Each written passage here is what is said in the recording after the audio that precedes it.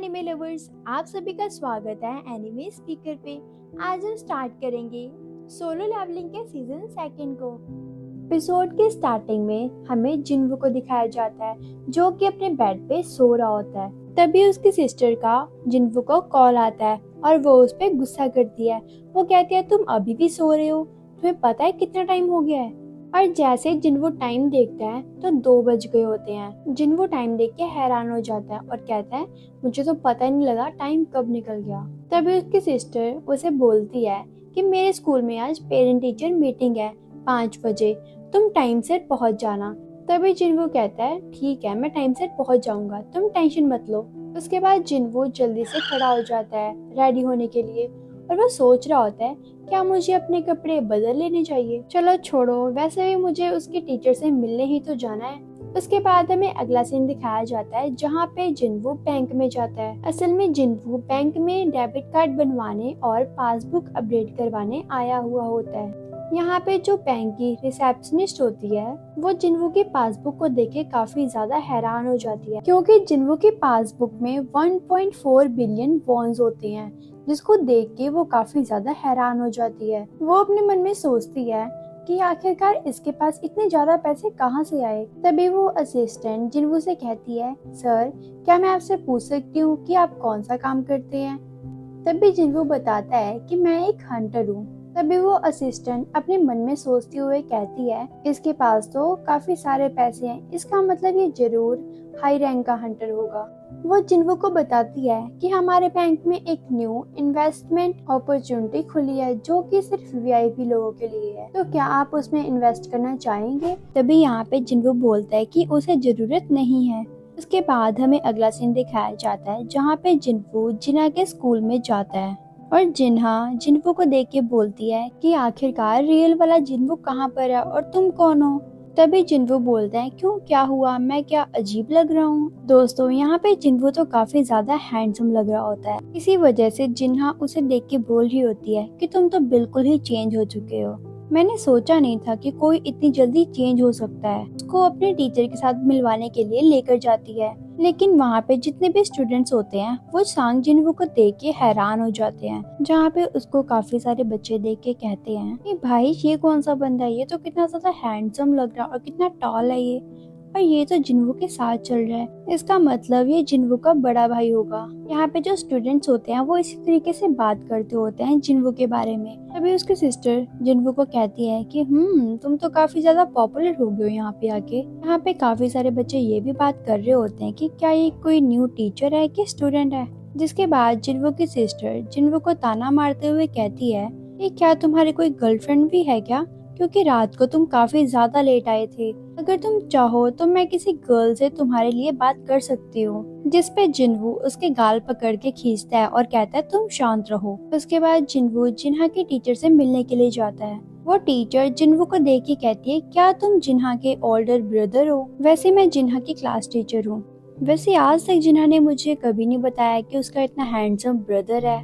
तभी जिन्वू अपने मन में सोचता है कि मैंने तो इस टीचर को आज तक कभी नहीं देखा, जबकि मैं इसी स्कूल से ग्रेजुएट हुआ हूँ। यहाँ पे जिन्वू के कहने का मतलब ये होता है कि वो इसी स्कूल से ग्रेजुएट हुआ है, लेकिन आज तक उसने इस टीचर को तो कभी नहीं देखा। तभी जिन्हा की टीचर जिन्वू को बताती है कि जिन्हा पढ़ने में काफी अच्छी है, उसके तो काफी अच्छे ग्रेड्स आते हैं, इसीलिए तुम्हें उसके बारे में ज्यादा चिंता करने की तो जरूरत नहीं है, क्योंकि वो काफी मॉडल स्टूडेंट है, इसलिए उसे आगे भी कोई भी प्रॉब्लम नहीं होगी। जहाँ तक मुझे लगता है तुम्हें ये बात पता होगी कि जिन्हा का गोल है कि वो एक मेडिकल स्कूल में एडमिशन ले। तभी जिन्वू बोलता है हाँ मुझे ये बात पता है। वे जिन्हा की टीचर जिन्वू से बोलती है कि उसके तो ग्रेड्स काफी ज्यादा अच्छे आते हैं, लेकिन हाँ उसके ऊपर ज्यादा प्रेशर डालने की जरूरत नहीं है। तभी जिन्हू कहता है हाँ ठीक है, मैं समझ गया। उसके बाद वो टीचर जिन्हू से पूछती है कि क्या तुम एक हंटर हो। मैं तुमसे एक चीज पूछना चाहती हूँ, अगर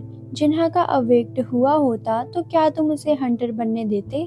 तभी यहाँ पे जिन्हू बोलता है नहीं। तभी वो टीचर बोलती है मैंने तुमसे ये क्वेश्चन इसलिए पूछा क्योंकि हमारे स्कूल की एक स्टूडेंट है जो कि अभी अवेक्ट हुई है, जिस वजह से वो स्कूल भी नहीं आ रही।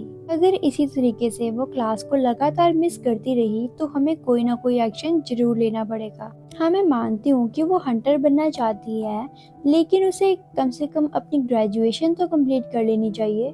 वैसे तो मैं ज़्यादा हंटर्स के बारे में नहीं जानती, तो प्लीज़ मुझे माफ़ कर देना अगर तुम्हें बुरा लगा हो तो। इसके बाद जिनफू उस गर्ल की रैंक पूछता है, तभी वो टीचर बताती है, जहाँ तक मैंने सुना है तो उसकी रैंक लो है। तभी जिनफू अपने मन में सोचता है कि मुझे नहीं लगता कि वो काफी समय तक हंटर रह पाएगी। तभी वो टीचर बताती है कि वो तो जिन्हा की फ्रेंड है, तो क्या तुम उसको कन्विंस कर सकते हो कि एटलीस्ट वो अपनी ग्रेजुएशन तो कंप्लीट कर ले। भी वो टीचर बोलती है उस गर्ल का नाम हांग सोन ई है।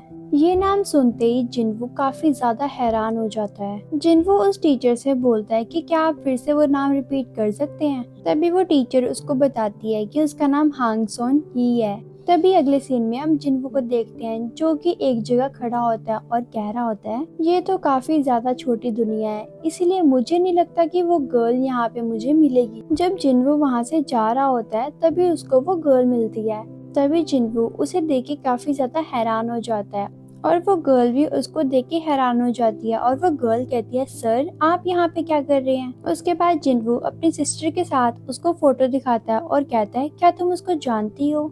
तभी वो गर्ल कहती है, हाँ मैं इसको जानती हूँ, ये तो मेरी फ्रेंड है। क्या तुम उसके ओल्डर ब्रदर हो। वैसे जब तुम एक बार हॉस्पिटल में थे तो मैं जिन्हा के साथ तुमसे मिलने भी आई थी। देखो मुझे नहीं पता कि मेरे टीचर ने तुमसे क्या कहा है, लेकिन मुझे स्कूल जाने में कोई भी दिलचस्पी नहीं है और ना ही मैं हंटर वाला काम छोड़ सकती हूँ। तभी जिनवू उसे कहता है कि तुमने जैसा कि कहा था कि तुम एक ए रैंक की हंटर हो, कि जो रेगुलर अटैक्स होते हैं वो मैजिक बीस्ट के मुकाबले काम नहीं करते, तो इसीलिए तुम्हारे पास ऐसे वेपन्स होने चाहिए जिसमें मैजिक एबिलिटीज हो। लेकिन मैं तुम्हें बता दूं, अगर तुम वेपन को बाय करती हो उसके बाद भी तुम्हें बार बार वेपन्स खरीदने की जरूरत पड़ेगी। अभी ई रैंक हंटर के लिए प्रॉफिट गेन करना काफी ज्यादा मुश्किल काम है, तो कहीं तुम बिना वेपन्स के लड़ाई करने की तो नहीं सोच रही ना। पर हाँ, तुम मुझे अब ये मत कहना कि तुम हंटर का काम इसीलिए नहीं छोड़ रही क्योंकि तुम्हें कुछ पैसे की जरूरत है। तभी यहाँ पे वो गर्ल कहती है, अगर तुम यहाँ पे मुझे लेक्चर देने के लिए आए हो तो तुम यहाँ से जा सकते हो, और वैसे भी तुम भी तो एक ए रैंक के हंटर हो ना, जैसे कि मैं हूँ। तभी यहाँ पे जिनवू कहता है कि तुम टेंशन मत लो, मैं तुम्हें ये कन्विंस करने नहीं आया कि तुम हंटर मत बनो। तभी यहाँ पे वो गर्ल सुनती है तो कहती है, क्या अगर तुम ये काम नहीं करने आए तो तुम यहाँ पे क्या करने आए हो। तभी जिनवू यहाँ पे कहता है, मैं तो यहाँ पे तुम्हारी मदद करने के लिए आया हूँ ताकि तुम एक अच्छी हंटर बन सको। उसके बाद हम अगले सीन में एयरपोर्ट का सीन देखते हैं, जहाँ पे वाइल्ड डोंगसू आ गया होता है अपने ब्रदर का बदला लेने के लिए। वो देखता है उसका वेलकम करने के लिए वहाँ पे चूल आते हैं। तभी वाइल्ड डोंगसू उसे देख के कहता है कि मुझे तुम्हें दोबारा देखकर अच्छा लगा, तो आखिरकार हंटर एसोसिएशन ने मुझे लाने के लिए तुम्हें भेजा है। तभी वो चूल कहता है, जैसा कि एस रैंक का हंटर हमारे कोरिया में आया है तो ऑफ कोर्स सर्वेलेंस टीम का ही हंटर आपको यहाँ पे पिक करने के लिए आएगा। तभी वाइल्ड डॉग उसका मजाक उड़ाते हुए कहता है, तो अच्छा तुम अभी भी सर्वेलेंस टीम में काम करते हो, तो क्या तुम अभी भी चेयरमैन हो, गोगन ही के राइट हैंड मैन। अगर मैं तुम्हारी जगह होता तो मैं जरूर उस बुड्ढे को वहाँ से हटा के मैं सब कुछ अपने हाथ में ले लेता। तभी वो चूल कहता है, क्या मैं पूछ सकता हूँ कि आपकी प्लानिंग कब तक है यहाँ पे रहने की। तभी वाइल्ड डॉग कहता है, जैसे ही मेरा काम खत्म होगा वैसे ही मैं यहाँ से चला जाऊंगा, तुम मेरी टेंशन मत लो। तभी वो चूल कहता है, तुमने तो अपने देश के साथ गद्दारी की थी और तुम दूसरी जगह रहने के लिए चले गए थे, और अगर तुम इतने टाइम बाद अगर कोरिया में आए हो रहने के लिए तो जरूर तुम्हें कोई बहुत जरूरी काम होगा। तो क्या तुम ई रैंक हंटर सांग जिनवू और डी रैंक हंटर जिनवू को ढूंढने के लिए आए हो, तो क्या मैंने सही कहा। तभी वाइल्ड डोंगसू कहता है कि जैसे कि तुम सर्वेलेंस टीम के एजेंट हो तो इसीलिए तुम्हें इस चीज के बारे में पहले से ही मालूम था, है ना। तो फिर तुमने मुझसे ये दोबारा क्यों पूछा, क्या तुम मुझे रोकने की कोशिश करोगे। तभी वो चूल उससे कहता है, मैं तो बस अपना काम कर रहा हूँ। तभी वाइल्ड डोंगसू उसे कहता है, क्या तुम एवेंजर गिल्ड को ज्वाइन करना चाहोगे। मेरे पास तुम्हारे लिए काफी बेहतरीन डील है, अगर तुम यहाँ पर आ जाओगे तो तुम्हें काफी अच्छे खासे पैसे मिलेंगे, जितने कि तुम उस बुड्ढे से लेते हो उसे तो कई ज्यादा मिलेंगे। तभी वो चूल अपने मन में सोचते हुए कहता है कि एस रैंक हंटर वाइल्डोंग सू को एसोसिएशन ने सस्पेक्ट कर लिया। तुम्हारा जो ओल्डर ब्रदर था वाइल्डोंग सुक, उसने डंजन के अंदर काफी सारे मर्डर्स किए थे। जैसे कि एक छिपकली अपनी पूंछ खुद काट लेती है, उसी तरह तुम्हारे ब्रदर के साथ भी हुआ था। लेकिन क्या ही फर्क पड़ता है, दोनों ब्रदर तो एक जैसे ही हैं। उसके बाद हम दूसरा सीन देखते हैं जहाँ पे गेट अभी अपीयर हुआ होता है और तभी हम देखते हैं जिन्वो अपने साथ उस गर्ल को भी लेकर आता है। तो असल में यहाँ पर वाइल्ड टाइगर गिल्ड के मैनेजमेंट डिपार्टमेंट के सेकंड डिवीजन का जो चीफ होता है, उसने यहाँ पे सांग जिन वू को विजिट के लिए बुलाया होता है। उस चीफ के साथ जो उसका डिप्टी मैनेजर होता है वो भी आया हुआ होता है। वाइल्ड टाइगर गिल्ड का चीफ उस गर्ल को यहाँ पर देखते हुए कहता है, तुम तो वही स्टूडेंट हो ना जिसको मैंने कल देखा था। तभी वो बताती है कि हाँ मैं वही हूँ। तभी वाइल्ड टाइगर गिल्ड का चीफ अपने मन में सोचते हुए कहता है कि एक ई रैंक का हंटर, इससे ज्यादा उम्मीद तो मैंने की भी नहीं थी। तभी वो सोचता है एक मिनट, उसके साथ तो सांग जिन वू जो कि ई रैंक का हंटर है वो भी उसी के साथ है, तो मुझे इतनी जल्दी कंक्लूजन पे नहीं आना चाहिए। तभी यहाँ पे जो वाइल्ड टाइगर गिल्ड का चीफ होता है वो बताता है कि उसने सारी अरेंजमेंट कर दी है। जिन वू अपने मन में सोचता है कि आखिरकार ये मुझे दिखाना चाहता है कि ये अपने नए इक्विपमेंट्स को कैसे ट्रेन करता है। ये तो काफी बेहतरीन बात है, ये मुझे ये सब कुछ दिखा के इम्प्रेस करना चाहता है कि आखिरकार किस तरीके से वाइल्ड टाइगर गिल्ड का सिस्टम काम करता है। तभी चीफ बताता है कि बाकी जो हंटर्स हैं उन सभी को मैंने तुम्हारे बारे में बता दिया है कि तुम यहाँ पर आने वाले हो, इसीलिए तुम्हें यहाँ पे कोई भी चिंता करने की जरूरत नहीं है, तुम्हें यहाँ पे सब कुछ मिल जाएगा। मेरे हिसाब से हम सभी को यहाँ से चले जाना चाहिए। गेट अपीयर होते हैं, इस जगह को तो अलग जोन में डाल दिया गया है, इसीलिए यहाँ पे आसपास ज्यादा लोग नहीं रहते हैं।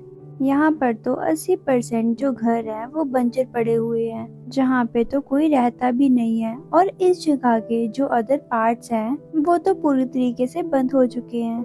और एक सी रैंक का गेट अभी जस्ट ओपन हुआ है, इसीलिए वो हमारे लिए परफेक्ट टूर होगा। तभी पीछे से एक हंटर आता है और वो कहता है पहले ही 9 बज चुके हैं, चलो उनको काट पीट के खत्म करते हैं। और ये कोई पिकनिक नहीं है, ये तो तुम जानते ही हो। तभी जिन्वो वाइल्ड टाइगर गिल्ड के चीफ से पूछता है अब ये कौन सा बंदा है। तभी चीफ उसको बताता है ये हमारा न्यू ए रैंक का हंटर है। ऐसा लगता है कि यहाँ पे ऑफेंड हो गया है जब इसको यहाँ पे बताया गया कि आप भी यहाँ पे विजिट कर रहे हो, तो इसको ये सुन के काफी ज्यादा अजीब लगा। इसका नाम किम चुल होता है और जैसा कि आप देख सकते हैं कि ये एक टैंक है। तभी जिनको कहता है अच्छा तो ये ए रैंक का हंटर है। इसके बाद वो उसको आगे बताते हैं कि आज का जो हमारा स्ट्राइक स्क्वाड है इसमें टोटल 12 मेंबर्स हैं। उन 12 मेंबर्स में से एक ए रैंक का है, 7 बी रैंक के और 4 सी रैंक के हैं। और ए रैंक के और बी रैंक के हंटर्स से सी रैंक के स्क्वाड को जोड़ना काफी ज्यादा मुश्किल है और ये सभी के सभी न्यू हंटर्स हैं। और हमने यहाँ पे इन सभी को भेजने का प्लान इसलिए किया ताकि ये डंजन के अंदर जाके कुछ नवा एक्सपीरियंस करे। तभी जिन्वो कहता है कि फिर भी एक ए रैंक का और 7 बी रैंक के ये तुम्हारे लिए काफी है, चलो ठीक है तुम कहते हो तो। तभी जिन्वो अपने मन में सोच रहा होता है अगर ये रेड काफी ज्यादा इजी हुई तो मुझे नहीं लगता कि ये लोग काफी कुछ सीख पाएंगे अंदर। लेकिन मैं तो यहाँ पे सांग जिन वो को यहाँ पे इसीलिए लेके आया हूँ ताकि वो हंटर्स को देख सके। ई रैंक का हंटर डंजन के अंदर कितना ज्यादा पावरलेस होता है ये इसको समझ आ जाए। तभी यहाँ पर हम देखते हैं जो टाइगर गिल्ड का डिप्टी मैनेजर होता है वो जिन्वो को बोलता है कि आप उन मॉन्स्टर्स के ऊपर अटैक मत करना, आप बस साइड में खड़े हो जाना, क्योंकि अगर आप अटैक करोगे उन पे तो हमारे लिए ये रेड काफी ज्यादा इजी हो जाएगी। जिसके बाद ये लोग डंजन के अंदर एक एक करके जाने लगते हैं। जिन्वो जैसे ही उस डंजन के अंदर एंटर होता है तभी उसको कुछ रियलाइज होता है।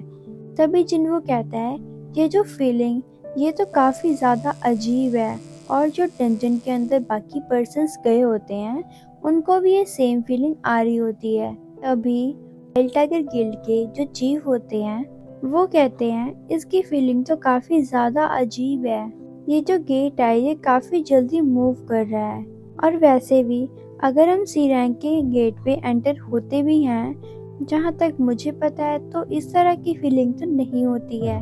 तभी जिन्वो कहता है कि मुझे यहाँ पे थोड़ा डेंजरस फील हो रहा है, मेरे हिसाब से हम सभी को यहाँ से चले जाना चाहिए। तभी यहाँ पे जो वाइल्ड टाइगर गिल्ड का चीफ होता है वो डिप्टी मैनेजर के पास जाता है, उससे कहता है कि जल्द से जल्द मेन स्ट्राइक स्क्वाड को कांटेक्ट करो। उसके बाद हम देखते हैं वाइल्ड टाइगर गिल्ड का चीफ और डिप्टी मैनेजर इन दोनों को छोड़ के सभी लोग डंजन के अंदर चले जाते हैं। उन सभी के साथ जिन्वो भी चला जाता है। तभी डिप्टी मैनेजर चीफ से पूछता है कि अब आप क्या कर रही हैं? तभी वो बोलते हैं जैसे कि मिस्टर सांगजिन वो भी डंजन के अंदर चले गए हैं तो मैं मेन स्ट्राइक स्क्वाड को कॉल ना करते हुए मैं डायरेक्टली अपने मास्टर को ही कॉल कर रहा हूँ। तभी वो अपने मास्टर को कॉल करता है और वो बताता है कि यहाँ पे एक रेड गेट ओपन हो चुका है। ये बात सुन के मास्टर बहुत ज्यादा हैरान हो जाते हैं और कहते हैं कि ये कैसे हो सकता है, आखिरकार एक सी रैंक के गेट में एक रेड गेट कैसे ओपन हो सकता है, वहाँ पे कैसे आ गया रेड गेट? अगर जो तुम कह रहे हो वो बात सही है तो इसका मतलब मुझे ही वहाँ पे आना पड़ेगा। तो दोस्तों असल में ये होता है वाइल्ड टाइगर गिल्ड का मास्टर यानी कि एस रैंक का हंटर। उसके बाद हम अगले सीन में देखते हैं मिस्टर च्यूल और वाइल्ड लॉन्गसू को जो कि कार से कहीं पे जा रहे होते हैं। तभी वाइल्ड लॉन्गसू मिस्टर च्यूल से पूछता है कि मेरे भाई का क्या हुआ। तभी मिस्टर च्यूल बताते हैं आपके ब्रदर की जो प्रोफाइल थी वो लो रखी गई थी, इसी के कारण हम लोगों को तो उसकी बॉडी भी नहीं मिली। तभी मिस्टर च्यूल वाइल्ड लॉन्गसू से पूछते हैं क्या तुम उसकी कवर पे जाना चाहोगे, जिसपे वाइल्ड लॉन्गसू साफ साफ मना कर देता है और कहता है मुझे मरे हुए लोगों के पास जाने में कोई भी इंटरेस्ट नहीं है, मुझे तो इंटरेस्ट बस इसी चीज में है जो मेरे ब्रदर ने कचरों को पीछे छोड़ दिया है। यहाँ पे वाइल्ड लॉन्गसू सांगजिनवू और जिन्वू की बात कर रहा होता है। तभी मिस्टर च्यूल उससे पूछते हैं कि मैं आपको कहाँ पर लेकर चलूं? तभी वाइल्ड लॉन्गसू कहता है क्या क्या का क्या मतलब है, मुझे डंजन के अंदर जाना है, मुझे वहाँ लेके चलो, मुझे उन लोगों को ढूंढना है, अगर वो हंटर्स हैं तो मुझे वो लोग वहाँ पे जरूर मिलेंगे। तभी मिस्टर च्यूल उसे बताते हैं कि कोरिया में काफी डिफरेंट गेट हैं, तो आखिरकार आपको कैसे पता चलेगा कि वो कहाँ पे रहते हैं? तभी वाइल्ड लॉन्गसू उसे कहता है ये कोई बड़ी बात नहीं है, यहाँ पर हम 21 सेंचुरी में जी रहे हैं। तभी वो अपना फोन निकालता है, मैप की तरफ देखने लग जाता है और कहता है ए रैंक सांगजिनवू, ऐसा लग रहा है कि वो किसी डंजन के अंदर अभी एंटर हुआ है। वैसे अगर तुम भूल गए हो तो मैं तुम्हें याद दिला दूं कि डंजन्स के अलग अलग रूल्स होते हैं और उसके ऊपर हमारे सोसाइटी के जो लॉज होते हैं वो अप्लाई नहीं होते, और मेरे हिसाब से जो मैं तुम्हें कहना चाह रहा हूँ वो तुम समझ रहे हो। उसके बाद वो गुस्से में कहता है तुम अपने काम से काम रखो, मैं डंजन के अंदर उनके साथ कुछ भी करूँ वो मेरी चॉइस है, तुम इसमें इंटरफेयर मत करो। तभी मिस्टर च्यूल उसका जवाब देते हुए कहते हैं चलो ठीक है सर, जैसी आपकी मर्जी।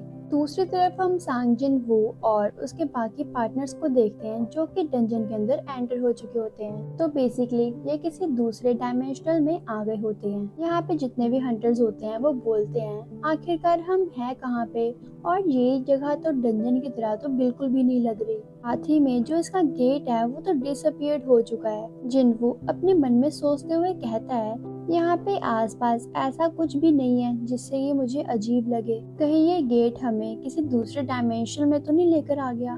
तभी सांगजिनवू देखता है कि जो उसके साथ गर्ल आई होती है उसकी तरफ एक तेजी से तीर आ रहा होता है। तभी सांगजिनवू उस तीर को पकड़ लेता है। वहाँ पे जितने भी लोग होते हैं वो ये देख के काफी ज्यादा डर जाते हैं और हैरान हो जाते हैं। तभी उनमें से कोई बोलता है अरे वो देखो पेड़ के ऊपर कोई तो बैठा है, लगता है ये वही लोग हैं जो हमारे ऊपर अटैक्स कर रहे हैं। उसके बाद हमें वो लोग दिखाए जाते हैं जो कि उन लोगों के ऊपर अटैक्स कर रहे होते हैं। असल में ये लोग आइस एल्व्स होते हैं। तभी जिनवू कहता है कि मैं इनकी प्रेजेंस को सेंस नहीं कर पाया क्योंकि ये लोग मुझसे काफी ज्यादा दूर हैं। और जिनवू बोलता है वो लोग जो इन टाइप के क्रिएचर से कभी भी इनकाउंटर नहीं हुए हैं वो लोग इसको आइज एल्व्स कहते हैं, लेकिन जो हंटर इनके साथ लड़े हैं वो तो इनको किसी दूसरे नाम से ही बुलाते हैं। लेकिन इनका जो दूसरा नाम है इनको इसीलिए दिया गया है क्योंकि इनके जो मेथड्स हैं हंटर्स को मारने के वो मेथड्स काफी ज्यादा ब्रूटल होते हैं, इसीलिए इनको कहा जाता है आइस स्लेयर्स। दूसरी तरफ हम डंजन के बाहर वाइल्ड टाइगर गिल्ड के मास्टर को देखते हैं जो कि यहाँ पर पहुँच चुके होते हैं। वो यहाँ पर रेड गेट के अंदर एंटर करने की कोशिश करते हैं लेकिन वो एंटर नहीं कर पाते। तभी वो कहते हैं ये अच्छी चीज नहीं है। के बाद यहाँ पे जो वाइल्ड टाइगर गिल्ड का मास्टर होता है वो डिप्टी मैनेजर से कहता है कि क्या तुमने एसोसिएशन से कांटेक्ट करने की कोशिश की। तभी वो बताता है हाँ हमने कोशिश की थी लेकिन वो बस हमसे यही पूछे जा रहे थे कि क्या वो सच में एक सी रैंक का गेट था। ये बात सुन के जो वाइल्ड टाइगर गिल्ड का मास्टर होता है वो काफी ज्यादा गुस्से में आ जाता है। उसके बाद वो सोचता है कि जो रेड गेट होता है वो सिर्फ हाई रैंक के डंजन्स में ही अपीयर होता है और इस गेट की दूसरी तरफ तो एक दूसरा ही वर्ल्ड होता है। लेकिन ये जो माना वेव्स को अमीट कर रहा है ये तो सी रैंक के डंजन के बराबर ही लग रहा है। जहाँ तक मुझे लग रहा है ये गेट कम से कम बी रैंक का तो होना ही चाहिए, लेकिन अगर हमारी इससे भी ज्यादा किस्मत खराब हुई तो ये ए रैंक का भी हो सकता है। यहाँ पे जो डिप्टी मैनेजर होता है वो बोलता है कि हमें माना का यूज करके इसको मेजर करना चाहिए। तभी वो मास्टर कहते हैं जैसा कि ये गेट पूरी तरीके से रेड हो चुका है, साथ ही में ये किसी भी माना वेव्स को रिलीज नहीं कर रहा है, इसीलिए इसको मेजर कर पाना नामुमकिन है। और अब हमारे पास कोई ऐसा तरीका भी नहीं है जिससे हम जान सकें कि इस गेट का रैंक कौन सा है। उसके बाद वो पूछते हैं कि तुम मुझे बताओगे कि डंजन के अंदर टोटल कितने मेंबर्स गए हैं। तभी उसको बताया जाता है कि टोटल 12 मेंबर्स गए हैं। तभी मास्टर पूछता है कि मुझे बताओगे उसमें से कितने हाई रैंक के हंटर्स हैं और कितने लो रैंक के। तभी उसको बताया जाता है सिर्फ 12 हंटर्स में से एक हंटर है जो ए रैंक का है और 7 हंटर बी रैंक के और 4 हंटर सी रैंक के हैं और जो ए रैंक का हंटर है वो सभी को लीड कर रहा है। के बाद वाइल्ड टाइगर गिल्ड के जो चीफ होते हैं वो बताते हैं उसके अंदर एक और पर्सन एंटर हुआ था। तभी वाइल्ड टाइगर गिल्ड के जो मास्टर होते हैं वो पूछते हैं कि वो कौन से रैंक का हंटर है। तभी चीफ बताते हैं कि वो एक ई रैंक का हंटर है। उसके बाद ये सीन फिर से रेड गेट के अंदर शिफ्ट हो जाता है। वहाँ पर हम देखते हैं जो जिन्वो के साथ 12 मेंबर्स आए हुए होते हैं उसमें से 2 मेंबर्स तो मारे गए होते हैं। तभी जिन्वो अपने मन में सोचता है इन लोगों के निशाने तो काफी ज्यादा बेहतर हैं।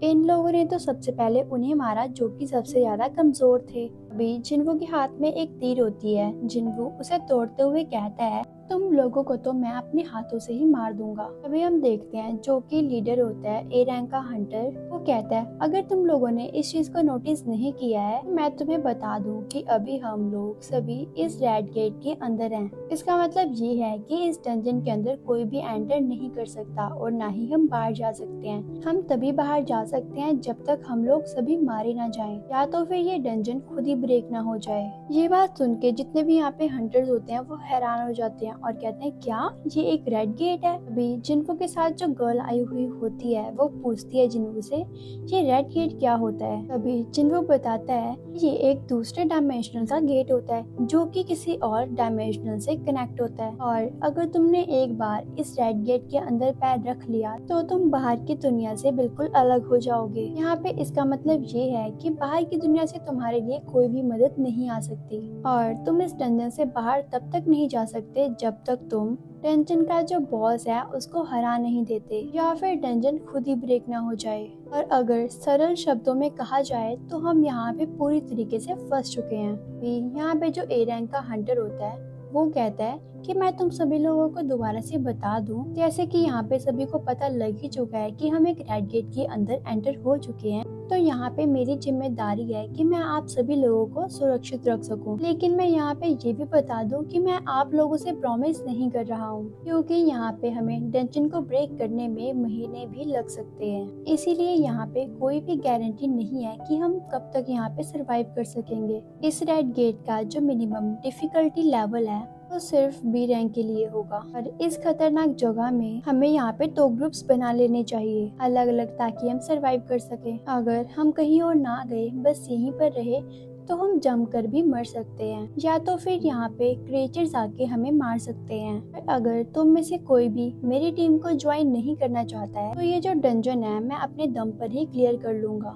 तो मुझे बताओ, तुम लोगों में से कौन कौन मेरे साथ आना चाहेगा? तभी वहाँ पे सभी लोग कहते हैं हाँ मैं भी आऊंगा, मैं भी आऊंगा। लेकिन वो सभी को मना कर देता है और कहता है तुम में से जो भी सी रैंक या उससे लोएस्ट रैंक के हंटर्स हैं, वो मेरे साथ नहीं आ सकते। उसके बाद वो उन सभी को बताता है रेड गेट के अंदर एक दिन 1 घंटे के बराबर होता है इन रियल लाइफ। का मतलब बाहर की दुनिया में 1 घंटा बीता है और यहाँ पर पूरा 1 दिन बीत चुका है। और यहाँ पे हमें उन सभी को हराने में 1 महीना भी लग सकता है। इसीलिए मैं यहाँ पे ऐसे लोगों को अपनी टीम में नहीं लूंगा जो कि बहुत ही कमजोर हैं। लेकिन यहाँ पे जो सी रैंक के हंटर्स होते हैं, वो ये बात सुन के उसके ऊपर काफी ज्यादा गुस्सा करने लग जाते हैं। तभी वो उसको कहता है कि तुम लोग उदास मत हो, अगर हम बॉस को हराकर वापस आएंगे तो तुम चिंता मत करो, हम अपने साथ तुम्हें भी यहाँ से निकाल देंगे बाहर। तभी वहाँ पे जो एक गर्ल हंटर आई हुई होती है, वो बोलती है मैं तुम्हारे साथ नहीं जाना चाहूंगी, मैं इन लोगों के साथ जाना चाहूंगी। जिसपे वो कहता है चलो ठीक है, जैसी तुम्हारी मर्जी। तभी वो जो लीडर होता है वो कहता है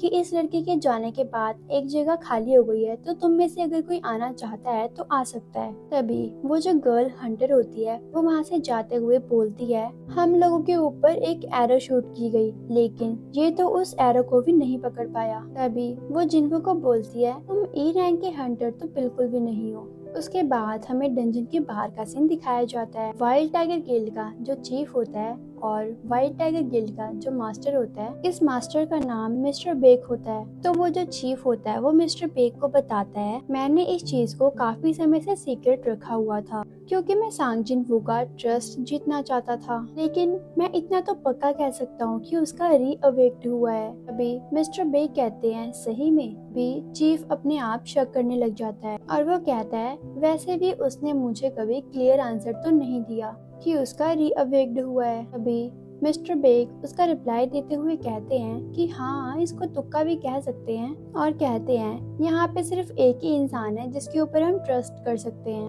वो है किम च्यूल। तभी चीफ अपने मन में सोचते हुए कहते हैं कि मिस्टर बेक आप समझ नहीं पा रहे कि आखिर मैं किस चीज की बात कर रहा हूँ। अगर आप एक्शन में सांग जिन-वू को देखोगे तो आप खुद ही समझ जाओगे। उसके बाद यहाँ पर सर्वेलेंट टीम का 1st डिवीजन का जो मैनेजर होता है वो यहाँ पर आ जाता है और वो आकर मिस्टर बेक से कहता है जो ए रैंक का हंटर अंदर गया है उसके जो रिकॉर्ड्स है वो तो काफी अच्छे हैं। वैसे मैं किसी प्रकार की कोई हेल्प नहीं कर सकता, लेकिन मैंने सुना ए रैंक का हंटर जिसका अवेक्ड हुआ है, और मेरे ओपिनियन में जो ए रैंक का हंटर है वो मोर क्वालिफाइड है एक ऐसे इंसान से जो कि जिसके पास कोई भी नाम नहीं है और ना ही उसके पास कोई एक्सपीरियंस है। भी वाइल्ड टाइगर गिल्ड का जो चीफ होता है वो अपने मन में सोचते हुए कहता है लास्ट में तो पता चल ही जाएगा कि कौन पावरफुल है और कौन नहीं। और तभी हम देखते हैं इनके पास वाइल्ड डोंग सू और मिस्टर च्यूल आते हैं।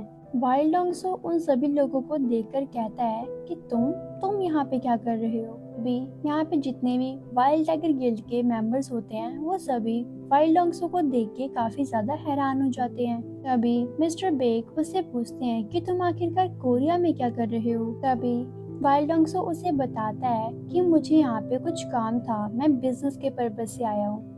तभी मिस्टर बेक गुस्सा करते हैं और वो बोलते हैं मुझे सच सच बताओ तुम यहाँ पे हमारे स्टेट पे क्या करने आए हो, तुम यहाँ पे कौन सा बिजनेस करने आए हो वैसा। तभी वाइल्ड डोंग सू कहता है ये सब कुछ छोड़ो, मुझे ये बताओ कि तुमने एक ई रैंक के हंटर को रिक्रूट क्यों किया है। तभी मिस्टर बेक कहते हैं क्या ई रैंक, तुम किसके बारे में बात कर रहे हो। तभी वाइल्ड डोंग सू कहता है मैं सांग जिन-वू के बारे में बात कर रहा हूँ जो कि अभी जस्ट गेट के अंदर एंटर हुआ है। फिर मिस्टर बेक हैरान हो जाते हैं, वो कहते हैं क्या वाइल्ड डोंग सू, इसको भी इसके बारे में पता है क्या। तभी वो जो वाइल्ड डॉन्ग्सू है वो गेट के पास जाता है और कहता है आखिरकार चल क्या रहा है यहाँ पे। तभी वो कहता है ये तो एक रेड गेट है। उसके बाद हम डंजन के अंदर का सीन देखते हैं। यहाँ पर हम देखते हैं सांग जिनवो और जो ए रैंक का हंटर होता है उन दोनों की अलग अलग टीम बन गई होती है। जिनवो की जो टीम होती है उसके अंदर सभी सी रैंक के हंटर्स होते हैं, सिर्फ एक लड़की को छोड़ के जो कि बी रैंक की होती है। उसके बाद ये लोग एक दूसरे को गुड लक बोल के अपने अलग अलग रास्ते में चले जाते हैं। तभी हम जिनवो के टीममेट्स को देखते हैं और जो लड़की होती है वो जिनवो से कहती है तुमने मेरे क्वेश्चन का आंसर नहीं दिया था,